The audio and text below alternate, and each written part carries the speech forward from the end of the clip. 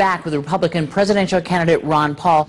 Congressman, let me turn to presidential politics here. This is your third time around, and I think a lot of people know that you engender great passion from your followers. You win a lot of those straw polls when Republicans come to meet. You've proven that you can raise money, and yet there are a lot of people that say, you know, it's an interesting conversation, but doesn't have much of a chance to win. You've been around a long time. I know you know what the odds are. Why do you run?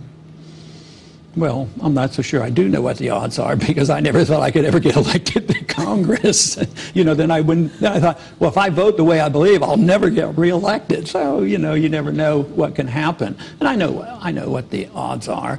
But the one thing is that's very encouraging is that I see a fantastic movement at the grassroots. You hear from supporters, but the whole country is moving. The attitude toward the endless, undeclared, silly wars that we fight that are bankrupting us, the silliness of the Federal Reserve printing money when we need so-called wealth, the deficits that are uncontrolled. So mainstream is now thinking about these things. Before, mainstream was deficits don't matter, print money when you need it, endless wars, personal privacy didn't mean anything. But believe me, mainstream is moving in the direction that I have been talking about for a long time, and therefore nobody knows what the outcome will be in this election. During the last campaign, I knew what was happening. You know, they mocked me for my foreign policy, and they laughed at my monetary policy. No more. No more of the people coming over here. So I would say whatever happens is going to be good, because the people have woke up. I want to ask you to size up the Republican race for me a little bit. What do you think of Sarah Palin? No, I'm not much into sizing up anybody.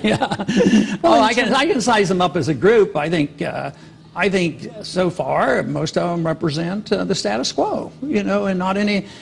I think they're shifting a little bit because of the political pressure. But who's saying bring all the troops home? Who's saying that we need sound money and we ought to believe in the Constitution? Who wants to get rid of the Patriot Act? Who believes in property rights? You know, they're going to modify their position, but they represent the status quo. And this is what excites so many people now. They're sick of the status quo. Let me try and put it to you this way. In 2008, you did not endorse your party's ticket, Republican Party ticket, of John McCain and Sarah Palin. You endorsed 4 others who are running on various platforms. Looking at this Republican field right now, is there anyone in it that you can already say that this person's on the ticket? There's no way Ron Paul will support him or her? Well, if you ask me to promise that I would vote whoever the candidate is, no, I wouldn't do it, because my supporters wouldn't understand it, because they want to change it. If they represent the status quo and nothing I believe in, but who knows how things may evolve. So it depends on the candidate. If they're starting to say, we need sound money, we need balanced budgets, we need to cut, we need to bring our troops home, we need to deregulate this economy, and we need to believe in personal freedom, I would give it serious consideration if they're serious on those matters. So you could see Mitt Romney's platform developing into something that you could support? Gee, I don't know. I don't know. I'd have to have a conversation with him. Okay. So maybe, hopefully, I have always high hopes. You're quite the optimist. Quite the optimist. And finally, do you think, because I mean, I think that to assume that they could sign on to a lot of the things that you're talking about, Tim Pawlenty or Mitt Romney or Sarah Palin or others who are in the race, is a little far-fetched. Do you think there's ever a time that you would say, you know what, thanks Republican Party, but time for a third-party bid? Well, you know, I did that one time in a third party, and we don't have democracy in this country. It's so biased. If you're in a third party, I can't get in debates as a third party candidate. When I did it as a third party, I spent over half my money just trying to get on the ballots. So we don't have a good democratic process. What happens if you come to the conclusion, as millions of Americans have, that the parties aren't different? They're all the same. The monetary policy stays the same. The welfare system stays the same. The foreign policy stays the same.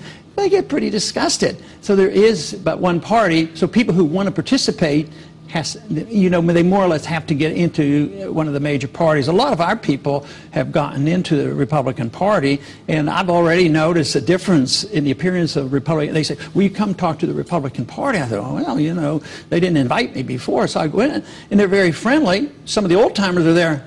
but they're twice the size they are because all our people come and they're part of the Republican Party. So there is a transition going on right now. So you see changing the Republican Party rather than I think a that's third party. what many of the supporters I have opted out for, and they see that I've worked in the Republican Party, but that doesn't mean we join them.